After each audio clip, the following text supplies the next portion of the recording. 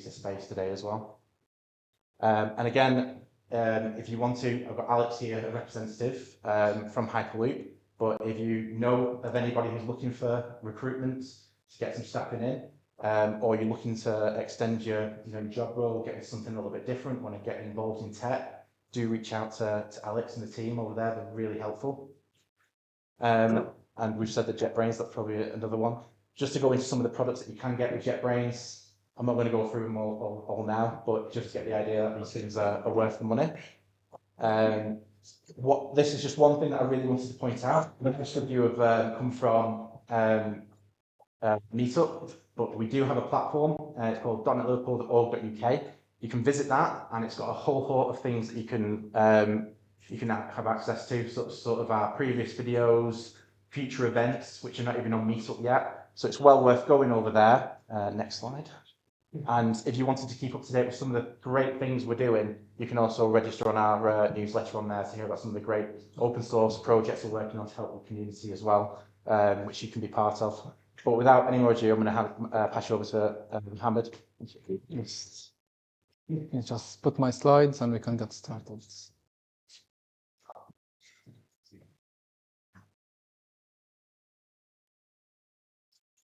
Okay. Hello, everyone. Today we're going to have a exciting, maybe a bit boring, but exciting talk about event-driven with .NET and Azure. So in today's adventure, we're going to go into a small trail. We're going to be discussing some of the main problems and why do we want to have event-driven, some of the available solution, the solution that we're going to be going with, and then we're going to be seeing some implementation, how we can actually implement a solution with Service Bus to have some kind of an event-driven implementation. A little bit about me. I have been doing this for almost 17 plus years. I love burgers, I love my food. Team Xbox, F1 enthusiast, YouTuber with a very small YouTube channel, and these are my favorite teams. Well, one of them moved to another team, so I have a bit of a personality split at the moment. But other than that, if you'd like to reach out to me, you can scan the QR code and you can find my contact information there. And I would like to start with a very important message. If you think good architecture is expensive, you need to try bad architecture. And this is a very true statement which I live by day in, day out. And I would like to thank Brian and Joseph for saying this. So, what is the mission behind today's talk? I want an Xbox. And this Xbox has to come from Amazon to me. And this is what we're going to be discussing today. So, let's say I want to go to buy an Xbox. What do? I usually go to Amazon. I go find my product, choose it, select it, add to my shopping cart. Once I add it to my shopping cart, what's going to happen? And this is a very simplified overview about usually the process of ordering something. The item is now in my shopping cart. Then what I do is I usually click on order. Once I click on order, it's going to take me to a payment provider, which I need to select the payment, whatever it is. Click on it, do my payment. A notification will be sent to me, an email will be sent. Thank you for doing your purchase. An invoice is being generated as well, again, for my purchase. And then the order will go to the warehouse. Once it gets to the warehouse, it goes to the delivery. Once it goes to the delivery, I get my Xbox. I'm a very happy person. So how does this happen? So there's multiple ways where we can actually achieve this types of level of requests. So the first one is request response flow. What does this mean? We're relying heavily on using HTTP request by calling every single one of these services. So I added a small box down there saying these are microservices. So every single gray box that you see here is its own unique microservices. So let's say I did my request from a shopping cart, I click on order, it goes to the payment, and HTTP request from the order to the payments. But because there's a payment provider here, what's going to happen? The request is going to append to another request, where basically the payments will need to call a warehouse, etc., to verify that there is actually quantity there, and then it has to confirm back the response to the payments, and then it goes back to the order. So we can see here there's a bit of a chaining when it comes to doing all of those different requests. And basically, because all of these different requests are simultaneously attached to one another, HTTP is basically the main way we're going to this communication. We can see here that there's a bit of a problem if any of those services break. So what happens if one of these services break? I'll be very sad. But basically, other than that, the process of the request that's going to happen there is going to be stopped somewhere. So if I don't have a proper implementation, either my payment solution will fail, and basically the request will sit here, and basically notification and invoicing will not know The order service will not notify back, but basically all of these will stop working.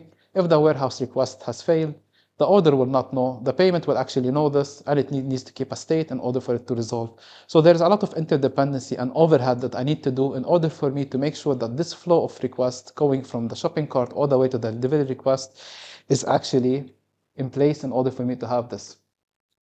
So in order for me to have a happy face and to be able to get my stuff, all of these will need to be implemented to every single microservice. So I need some kind of a retry policy. In case my order, my request going from order to payment has failed, my order will need to do some kind of a retry. So what happens if the payments request is down for like 10 minutes? I cannot keep retrying for 10 minutes. First of all, they think I'm gonna be DDoSing their system, so that's not really good. So I need to implement some kind of a backoff. It means that the request will go in, doesn't work. I wait for like 5 seconds, do a request again, doesn't work, come back in, wait for 15 seconds this time, do another request, and so on and so forth. If that doesn't fail, what's going to happen? I need to generate some kind of notification system, which means that I need to notify someone their system is down, the order is stuck, the customer is waiting, whatever it is. As well, I need to implement a state store. So what is a state store? So because these requests are actually failing, I need somewhere to store this information that this request for this customer, for this order, has failed. So in case once the payment service is back up, I will need to actually retry this order again in order for me to continue the processing. The customer by himself, for all they know, is that basically the request has been processed. But what I need to know from my side is I need to basically tell them that I need to manage all of those requests and let them know that everything is running smoothly in the background. And lastly, I need to manage scalability. So let's say it's Black Friday and everyone wants their own Xboxes. If, for example, for any reason, my payment system is not actually scaling up, because payments could be a third party, is not scaling up to the way that my order system is scaling up, I need somehow to manage all of this incoming traffic and basically try to throttle it in order for me not to overwhelm the payment system. Because again, I could be the throttle, or I could be basically the service who's DDoSing all of the other services. And that's why we need some kind of an event mechanism. So what is an event mechanism? So when we said here is we're relying on a simple post and a request response. So basically I'm sending a request, I'm getting back a response, HTTP, that's it. And basically I need to get a confirmation from whatever service I'm calling in order for me to continue. On the other hand, when I have a event-based system, what does it mean? My responsibility as a service only finishes when I put the message on a queue, or basically when I send an event. I don't really care about the other services, if they are up or not, if they are running or not, if they're actually functioning, if they are overwhelmed, if they are scaling up. It's not really my problem. All what I have to do is just make sure that as soon as I finish processing from my side, I just create an event and say, good luck. It's not my problem anymore. So here what I'm doing is once a request comes to my shopping cart, I do whatever I need to do. I clear the cart, I send whatever I need to send, and then I put an event that I did my job. Now it's your turn to do your job. And now the order service will pick up that event, does what it needs to do, finish its event, and then put another event for the payments. Same example as before. Payment is not working anymore. What's going to happen? The order doesn't really have to do anything because the order actually completed every single thing that needs to do. The events will start to build up inside this queue. And basically, the queue here, we can think about it as a tunnel where all of the different events going in. You can think about every event as a car going into a tunnel. Once the car go into the tunnel, there's another, they have to be exiting the tunnel. And when they exit, they are being picked up by some kind of a service. And in this case here, it's going to be the payment service. So in case for any reason the tunnel is finished or closed from the other side, all of those different cars will stick into the same row, one after the other, until they are being picked up. Theoretically, the tunnel here cannot finish because it's a very big tunnel, but it is a big tunnel.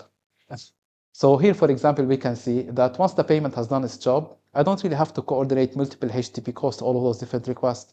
All I need to do from my side is basically tell the notification you have an event, the invoicing an event, and here we can see how I'm basically breaking down my services and breaking down my connectivity into smaller chunks. And what I'm doing here is I'm removing the single responsibility of all of my services into having a distributed system. So in case, for example, I need to update my notification service, I don't really have to worry about the availability of all of my system. All I need to worry about is the notification service if I need to update. And if any message is coming to my notification system, it just have to wait in that tunnel. Once the notification system is up, it will start picking up those events from those tunnels and processing it. So as you can see, I'm very happy because basically my events are all processing and I'm getting my Xbox. This is not the most wonderful solution in the world. As we can see, there's always going to be ups and downs with every single solution. There's always going to be trade-off. But this talk is all about events, so I'm going to try to make it shine as much as possible. So here we can see the main differentiation between event-driven architecture and request response patterns. And what I did here is try to break it down into a few different points. So if we start by communication. So a communication here, what I mean, if one service is calling another. So let's go back here. Again, I like orders and payments. Let's say order wants to have a communication with the payments. What's going to happen? For a request response is going to do HTTP call, which means that I'm actually blocking all the resources on that service itself until my response has finished. So let's say for any reason, my payments, as we know now, for every single payment provider, you need to do two-step authentication, you need to add some kind of a code, you need to approve it, and then it will go. It's not as simple as just processing the payment. So this means that if I'm using request response, it means that my payment system is actually going to sit in a standing still until everything is done, and then it's going to send back, okay, the response has been completed. So this is a synchronous blocking communication.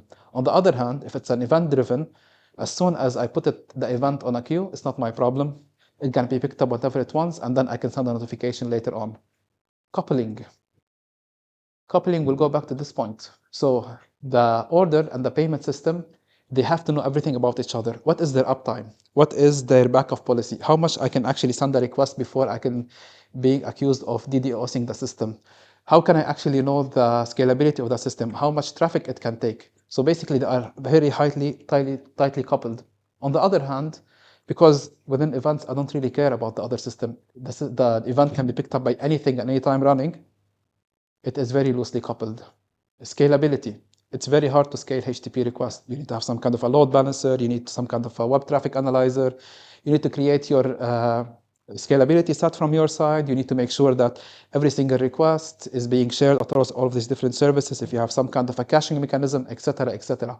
So it can be very hard to scale up. It's not impossible, but it is hard. On the other hand, with an event, you have the queue, which can expand as much as you want, but you have to pay for it. And it will get all of the different resources that you need. Now, the other side, response time. With a HTTP request, it's quite fast. I send a request, milliseconds, I get back the response. With an event-driven system, it's not as simple. It can take up to 1 second, 2 seconds, depending on your architecture. If you're going with an orchestrator pattern or you're going with a choreography pattern, it can take a lot of time for you to get those. So this is something that you need to evaluate. How much I want my system to be fast and how much I want it to be reliable. Complexity. HTTP response, anyone can do a simple post request. Anyone can do a simple HTTP request. But building a fully event-driven system can be quite complicated. It takes a bit of time to understand the different complexity and the loose coupling about those systems, but it's not as simple as just creating a simple HTTP request. Failure handling. So what does this mean? So again, going back to this system, in order for me to handle any failed request, the order system will have to do every single thing for payments in order for the request to be flowing. On the other hand, if an event fails, so let's say for any reason, this one here, I tried to send an event, the payment system picked up an event, and for some reason this event has been corrupted, for any reason, the request will not go back to the order. We have something called a DLQ, which we're going to explain a bit later on. A DLQ is something, it's called a dead letter queue, which means that every single event, if it has not been processed successfully, if it has not been able to complete its requirements, what it does, it will go to a temporary queue. And this temporary queue, it will just sit there until someone actually see the logs, see what's in the body inside that event, and basically understand what went wrong. Again, this is not as simple as fast as a simple HTTP request where you get the HTTP error and the body, the status error and the body of the error. Here you have to do a bit more manually, but you'll get a reliability of the response as well. And lastly, what do we mean by request response? Is basically a HTTP call as well as what provide us to do event-driven, which is specifically on Azure, are Azure Service Bus. You can use Kafka events, and you can use Event Grid. So as you can see here, I have these four gentlemen here, four figures standing. And basically what I try to explain here is the request response. So let's say I'm going to call you. If I'm calling you, no one else in this room can call you, which means I'm holding all of your resources for me. On the other hand, if you have some kind of a, what do you call this, a recorder or like a voicemail, everyone can call you at the same time and leave you a voicemail, which means that the voicemail here represent the event driven, because we can put as many events as we want on this person's voicemail. On the other hand, we have to block the resources. Now, we spoke about events. Again, if I'm going fast, let me know. If you have any questions, stop me. I tend to talk fast when I'm talking. Okay. So when it comes to events, there's two main types of events. And there's something called the queue, which is for point-to-point, and there's something called topics. And where do these comes into place? So if we go back again to my beautiful drawing here, we have warehouse, for example, request and the delivery request. So we can see these two communicate with each other quite nicely, because this is only needs to communicate with this one. So for this one, I can use a queue where I only know the sender and the receiver, or in the event-driven architecture naming, it's going to be a producer and a consumer. So whoever is producing that event knows, for example, there's only going to be one consumer. So that's why they agree for both of them. In order for this communication to be set up and running correctly, they're going to be using queues.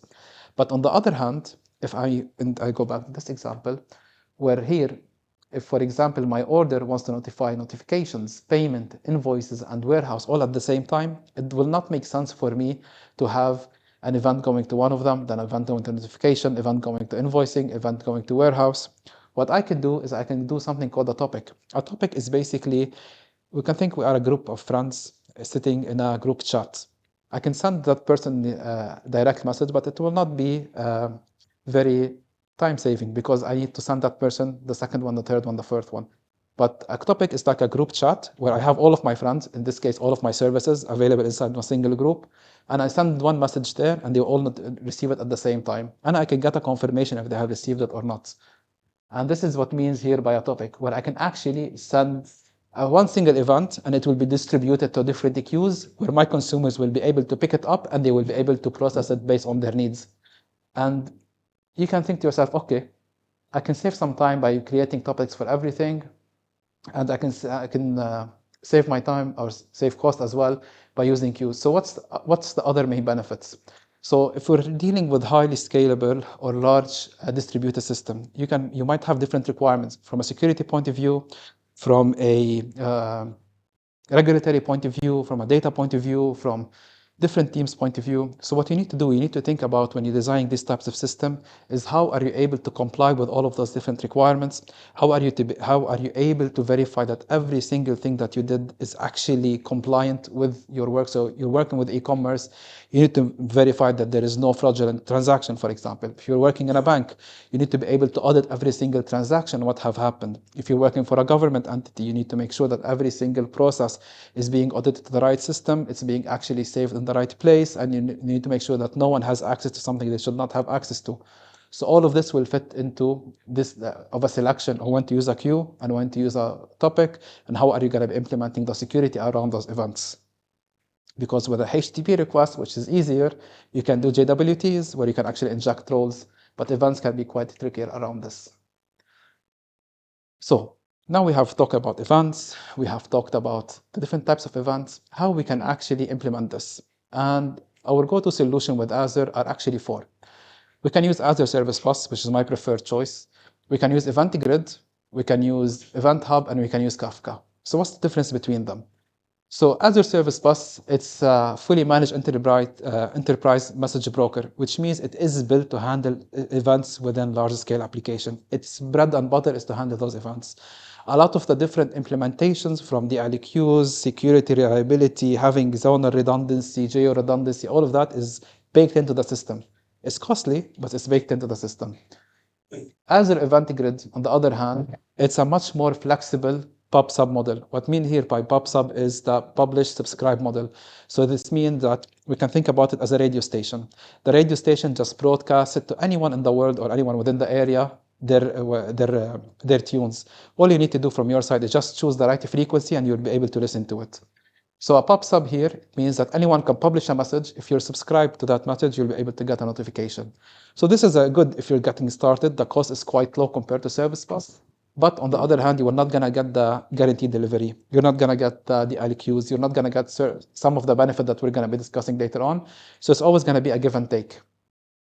Kafka. Who doesn't love Kafka?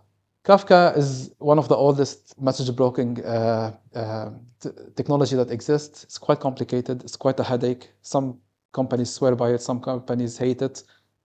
I'm going to reserve my opinion to myself. And as for Azure Event Hub is used for more of a streaming service. So you can think about like you have millions of messages that needs to go every single second from one point to another. Service Bus and Event Grid will not fit this solution because they are not built for this large scale system or data stream being transmitted. You can do it, but the cost of it is going to be crazy. So Event Hub is actually much more friendly and much more easier to work with this set of large data scheme that you need to send. Now, let's talk Service Bus. What are the main benefits? A lot of the main benefits that comes with Service Bus. So first of all, is messaging. Messaging here we refer to as events that I'm trying to send from one point to another. It allows us to decouple application. I can basically separate my application based on what I need. So what I mean by this is I can have one application, like if you go back all the way back, payments aside, and say warehouse request aside, don't know anything about each other, completely independent of each other. Service Bus is the main communication between them. Load balancing, because it can scale up based on the number of messages that I want. I can, for example, set it to 1 million messages. It can process up to 1 million. There is nothing that's stopping me from doing that. Topics and subscriptions. As we have said, I can actually have topics, I can have subscriptions, I can have a lot of different configurations from that in order for me to execute. So I can send to one single person, I can send to many, it's all built in.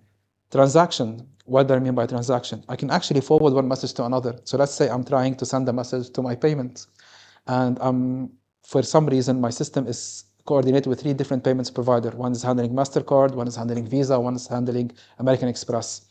So if I send the payment and the first system, okay, this is not, I'm not a MasterCard, I don't handle American Express. So what happens? It forwards the message to the American Express one. And this built-in functionality of forwarding and logging the action, as well as understanding the transactional reference of this event, is all being supported by Service Bus. I don't need to do any overhead work in order for this to work. The queue by itself, it will be able to do that. DLQs, which stand for dead letter queues, any event that is not be able to process for any reason is being nicely saved for me to be reviewed later. And once it's being reviewed, I can actually check what went wrong and understand the problem. Auto forwarding, again, one of the really cool feature here. If I have, let's say, 6 queues and I have different topics running at the same time, and I want, for some reason, for this peak hour, I want to forward everything to a single queue in order for me to process it. Any reason, I can just enable auto forwarding and all of the events will forward automatically from one place to another without me actually having to change the consumers, because basically as soon as I forward something, it will go to the right queue and those consumers will be able to pick it up. Something really important when it comes to financial institution is duplication detection. So sometimes what happens is when I put an event, if I'm handling with a large sets of events, this event can be duplicated. So for any reason, the system can duplicate it. So duplicate detection would mean that the queue is smart enough to understand that this message or this event that I have put has its own unique ID, and will be able to identify that this ID has already existed. So instead of me, as to create this logic inside the consumer, what's going to happen is that queue by itself, it will say, okay, this already existed, I'm going to remove it automatically for you, and you don't have to worry about it.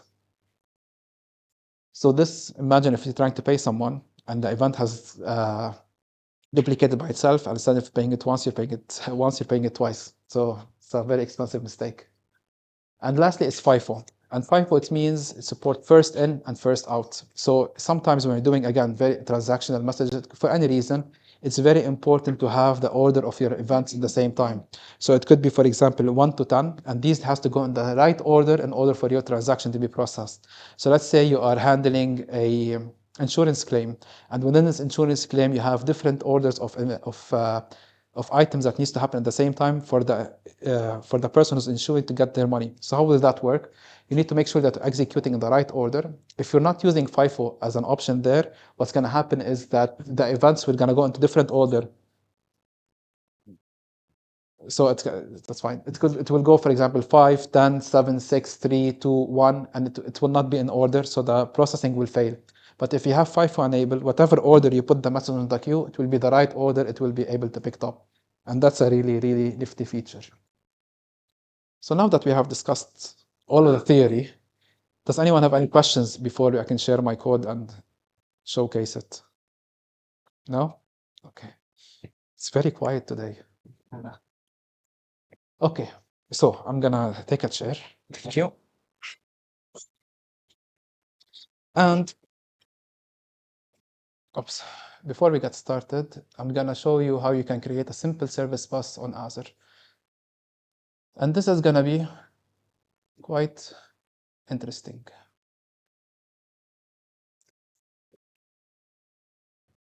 So this one I already created to showcase, but I'm gonna show you how to create another one. So I'm gonna create a simple resource group, and I'm gonna call it, okay, where is my mouse? Okay, gonna create a resource group, and let's say I'm gonna call this demo live, what can go wrong? And I'm gonna click review and create. And now I'm creating my resource group. Okay, so now my resource group has been created. All I'm gonna do is I click on this nice create button. And from here, all I'm gonna do is click on service bus. The first one. Service bus. So now you can see I have this nice beautiful icon of a message of an envelope inside a tunnel. And all I need to do is click on create.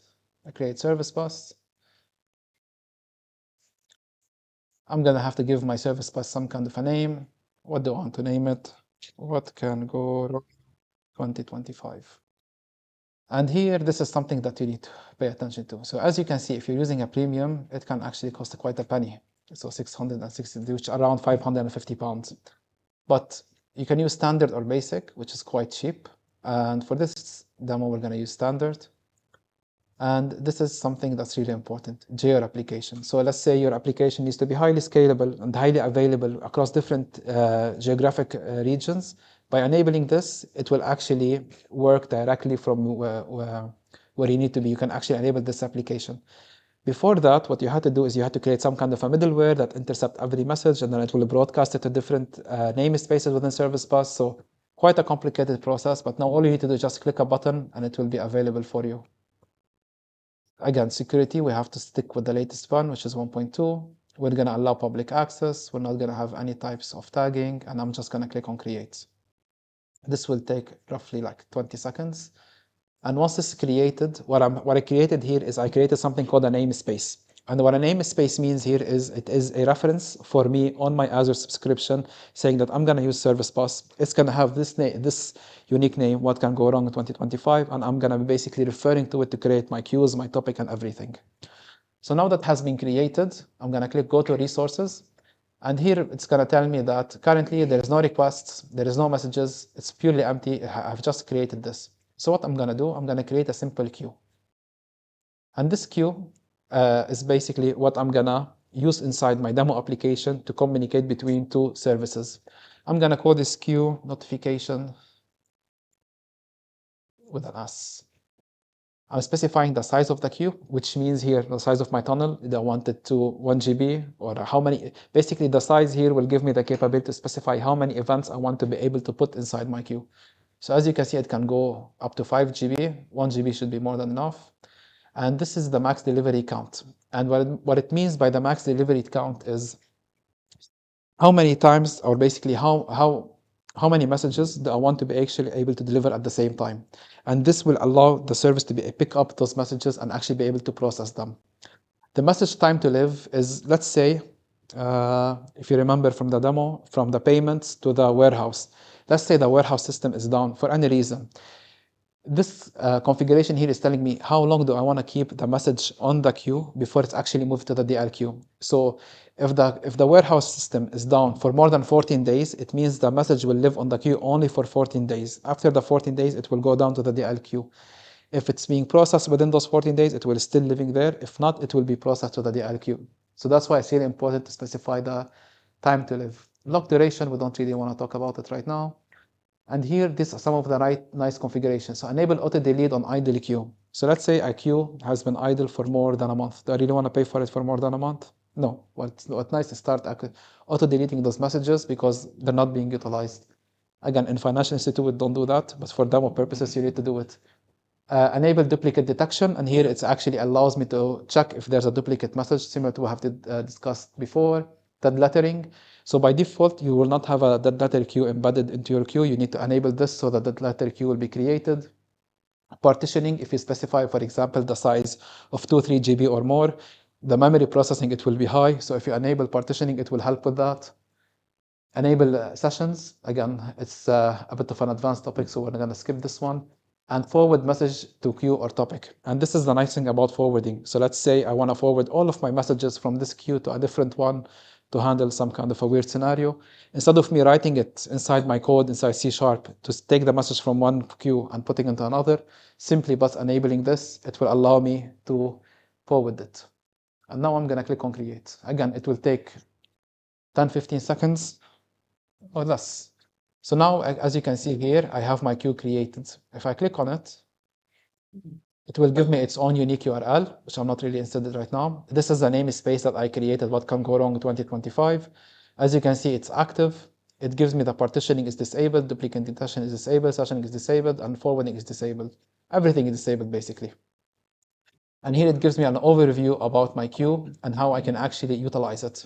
So once I have this in place, what I want to do right now is I'm going to go back to my namespace. And again, I'm trying to be straight to the point here. I'm going to go to settings. Actually, before we do that, I'm going to go to Rider so I can start showing you the code. It's a bit of a mess. 1 second. Let's make it bigger.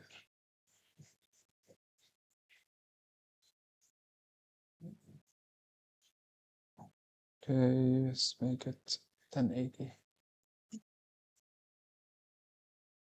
Okay. I didn't want to bore you by creating all of the logic for it, so I'm just going to walk you through it one by one. So here, as you can see, I have two applications. One is an email API, and one is an ordering API, and I have a class library shared between. Let's start with the order API. So for any reason, I did an order here, and all of this ordering, all it does is just send a notification to the queue. So what I've done here is I create a service. Okay. Is it better? Yeah. Okay. So here, all I have is a simple service. If I go to implementation, what I have here is I'm calling my service bus client. I'm defining my client option, which is basically the transport layer that I want. I'm basically telling it that I want to send some kind of a message, and I'm specifying the queue name. And the queue name here is going to be my notifications, which we're going to get to. And then all I'm doing is sending a message. And this is all I need in order for me to integrate my application with the service bus. I don't really need to have a lot of fancy code, a lot of manage the communication layer, manage the security layer. All I need to do is just call the service bus client that's provided for me for free by Microsoft and actually start building on top of that. So once I have this in place and I'm able to send these messages, so inside my order API, let's go back here. We can see I specified the queue name that I want, which is called notifications. And here I can send any message that I want when I run it through Swagger. And inside my connection strings, I specified my service bus connection string. And here, this is the service bus connection string. So how did I get this connection string? Quite simple. If you go back here, it's quite. Okay. If we go back here, if we click on settings, you can see we have shared access policies.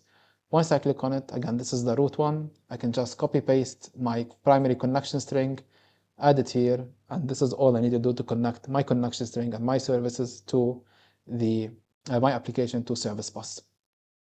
So now that I have this here with my sender, or basically my producer, I need to have a consumer. So the email API here, which is the name is wrong, is my consumer, and it's pretty simple as well. So what I did here is I created a simple background service, and this background service is going to run in the background, and all it's going to do is it's going to listen to the queue, then it's going to receive this message. As simple as that. So if we take a look at this here, it's also going to have the same connection string as my order API, because both of them will need to listen to the same instance of a namespace for my service bus.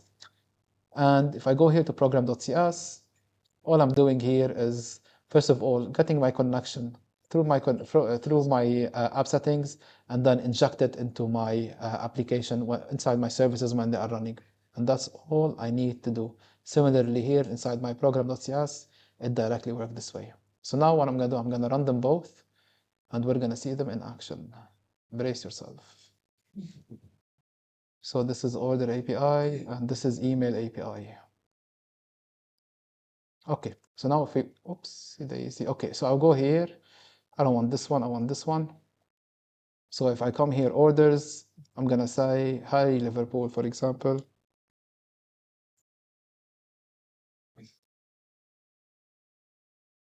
I'm gonna say Everton as well. Execute.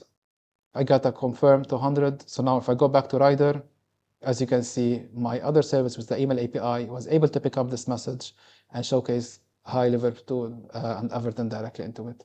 So this means that this message went from my API to service bus to the queue, and then my API picked it up in a fraction of a second. And now if we go back to the other one that I had created previously, because always something will go wrong. Let's go this one here. If you take a look at this, you can see here there's a spike, which means that one message went into my queue. And if I go to my notification, you can see here that because I tested before, there was 3 messages, and it will be able to give you all of the information that's available here. And this is basically it about Service Bus, how you can get started and how you can actually create something with it. Any questions on this? Private endpoint? It's not private endpoint, but you can actually connect it to your private networking. So if you go with Service Bus Premium, you are able to actually have a private endpoint. But with the other ones, you cannot. That's why it's expensive. Okay. That was a nice one.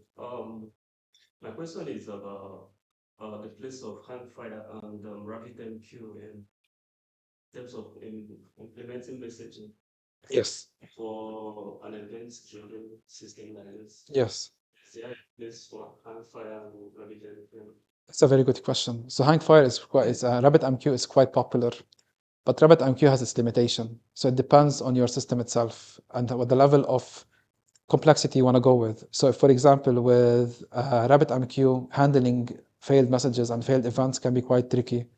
Handling it on a distributed system, so you have to manage your own cluster unless you're buying it as a service. You need to make sure your RabbitMQ is up and running on different clusters. Your systems all have the right configuration networking in place to listen to it. But here, all you need to do is just connect to that single namespace with the right keys, and you'll be able to handle to it. It's not a one-to-one replacement, because not every single application you build where it's going to require this level of complexity. Sometimes RabbitMQ will be more than enough for what you need to do, and it's much more cost efficient. But the reason, if you're working with an enterprise within any types of where you need 99.999 reliability, I don't think RabbitMQ will be actually fit for the right solution unless you have the right framework underneath it, which is going to require a lot of overhead to set it up. So it's always going to be a give and take based on your requirement, your needs, and what are you planning to invest. Yes. Just your methods for augmentation on forwarding. Sorry. So if you were to set up auto forwarding to another queue, Yeah. would there be any way to change the message kind of in transit, or is it always going to be a carbon copy of that method? Carbon copy. Okay. Yeah, so that's a very good question, because previously when you had some kind of a middleware that sits between where receiving and you can do whatever you want with that message. But now, because it's out of a box situation, they don't want to treat it as an API gateway where you actually have the capabilities to handling the message there. So it's just a carbon copy for now. It's a nice feature. Do any of the managed message queue systems come with like a pre-built fallback mechanism, such as like saga pattern, or is that always something that you have to implement yourself? So can you give an example? So I know that the saga pattern is like a fallback mechanism that you probably could tell. Do any of the sort of paid for services come with that kind of functionality baked in, or is that something that you always have to? So if you have the LQs, for example, you can actually create another microservice which actually pick up that event for you and process it for you. But there is not a really like a built-in mechanism. It gives you the capabilities to extract those failure mode, but you have to build the logic on top of it to see what you want to do with it. Yes. What if there is an exception from receiving end of the event? How do you try that? So the receiving end, so the consumer itself. So if, for example, there's two types of failure. So it could be the consumer is not working at all, which means the event is going to stay on the queue for the duration that I have set up. In this case, 14 days. After that, they will be removed and go to the DL queue. In case for any reason the consumer is not able to process the body of the event as we have been sending or the message, it could be wrong body type, it could be missing information, validation of the model of that body has failed for any reason whatsoever. What it does, it will keep retrying it for a few amount of time, 3-4 times. Once it fails on the last time, what it does, it will actually put it on the DL queue if you have it available. And then what you can do, once it's on the DL queue, you can set up a notification, send an email to someone saying there's a message was not able to process, it's on the DL queue, and then you'll be able to take a look at it. Yes. Come back to you. Yeah. Yeah, it's just more of a general question about event-driven architectures. So like the asynchronous nature is really nice, but we developers often, we still really deep down we're thinking in a very synchronous way. Yes. Like a common pattern I've seen is I might be working on the first service in a big long chain, and I might change something there to a feature. But someone up here made an assumption that, I don't know, a string is formatted in a particular way, or, and then I've got a really complicated distributed problem. Yes. Have you got any sort of advice, guidelines as to how we can avoid ending up in that horrible situation? You hit it like you hit the nail on the head. So it's quite hard with the distributed system to keep that level of consistency across all. I would say Confluence is your friend. So something that we tend to do is whenever we have to avoid this type of problem in a large distributed system, you need to have some kind of a skeleton pattern for your events. So let's say, for example, you can have within your event, you can have like the version of the event. You can have the body of the event, and you have some kind of a reference number for that event on top of the headers that you can attach. So usually, if you have these three sections, whoever is trying to consume your events, if they have that right model in place, they will be able to analyze it, but the body part will fail. So it means from their side that they need to work on the body part to address. And what we usually do is we attach a reference of that body version. So let's say this is version number 3 you're working on, but they're still expecting version number 2. This will tell them that which one to go to. And usually within the Confluence document or whatever you put your reference, you need to make sure it's always up to date. Similar to a Swagger document or an open API spec, you need to always keep it updated. But you cannot be blamed if the other people did not check the latest version. But trust me, it's a problem. It's a big problem. Yeah. So sorry, I don't really have a better answer, but developers will be developers and they will not read documentations. Tell people to read the manual. They will not read it. Exactly. Yes. Because you look sort of first in this, I'm trying to wrap my head around how the consumer acknowledges that it is processing message. So say failure after processing message or an event, and the failure is actually just confirming to the queue that this has been processed, and then that gets sent again, and then it processes it again, and failure again to tell the queue that this has been processed. What's the infrastructure around acknowledging? Does that get acknowledged when the consumer receives the message, or does the consumer manually have to send back another message to say, oh, yeah, processing this? It's a very good question. So there is patterns within event-driven, something called the orchestrator, something called the choreography, the request response pattern. So to avoid these types of problem, people have basically tried to convert event-driven to a request response, where you have to send back information back to them in order for them to know. And this is the right approach to a certain extent. You want to know what happened with your event.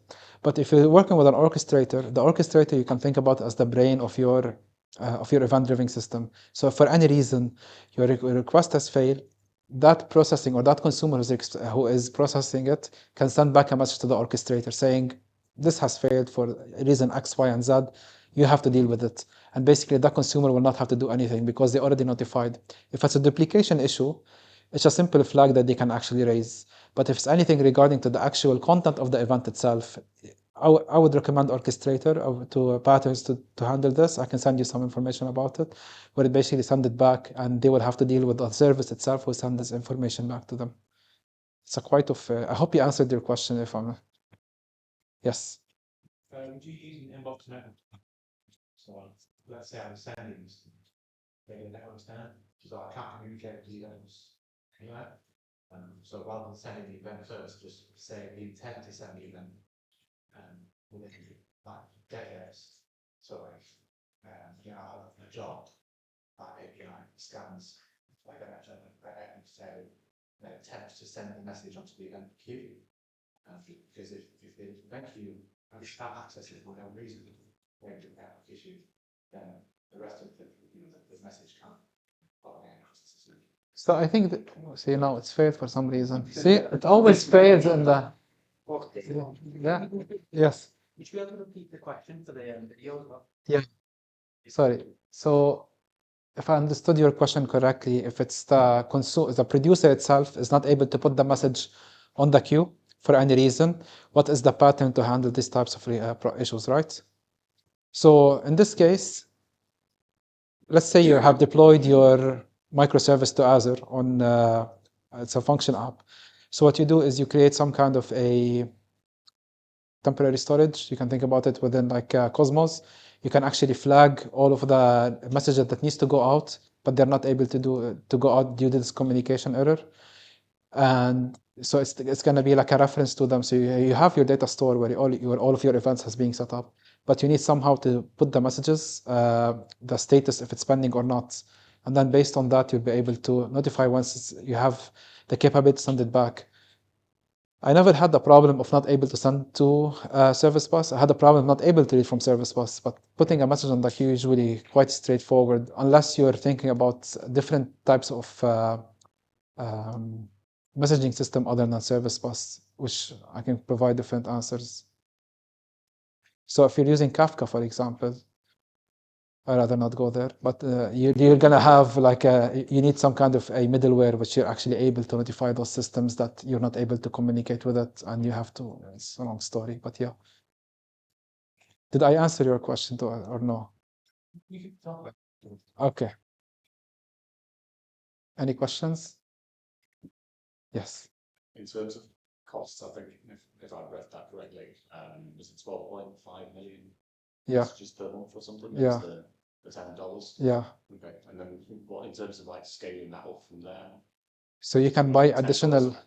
$600? No, you can buy. You can think about as message batches by the millions.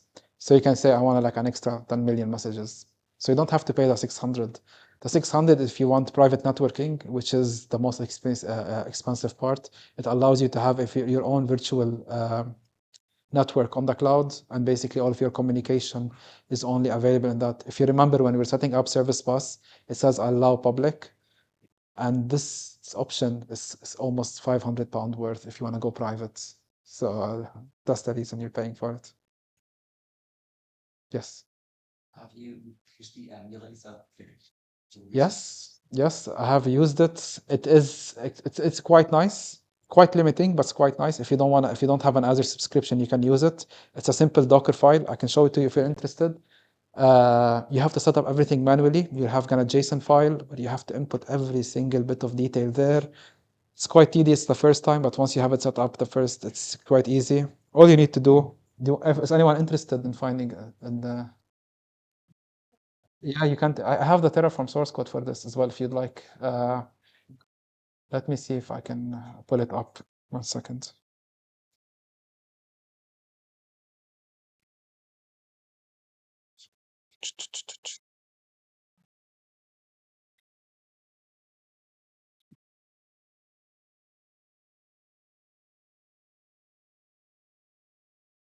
Okay. Okay. So did it open? Yes, it opened. Let me close this.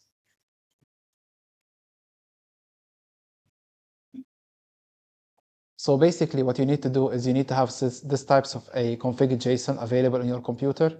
And what you're doing here is basically you're giving a name, like a namespace, that the one we created before for your service bus. You're defining all of your queues beforehand. You're defining your topics beforehand. And you're defining the subscriptions, so who's going to listen to what and what you're doing. And it's tedious. I'm not gonna say it's nice. It's very tedious the first time, specifically if you're having a large system. But once you have set it up once, it's very easy. Once done, all you need to do after you set up all of this is you need to run this local compose file, and it will actually be very easy. So where is my mouse? Okay. So it's pretty easy. All you need to do is just refer to the image that Microsoft has provided, and then you tell it where it needs to find the configuration because it needs it once it's set up. Here I added some extra stuff that I needed, but basically it's and it needs SQL Edge because the data store for SQL Server locally, for Service Bus locally is SQL Server database. Surprise, surprise. So here, that's why when you set it up, you need to tell it that you have SQL Edge, which is the Linux and Mac version of SQL Server, and it will store all of the messages that on the Service Bus emulator inside this. So you can actually go to this if you actually set up the right access correctly to see all of your messages available in a database inside Azure SQL Server there. Again, takes you like an hour to set up, but that's once and for all. Any other questions? Yes.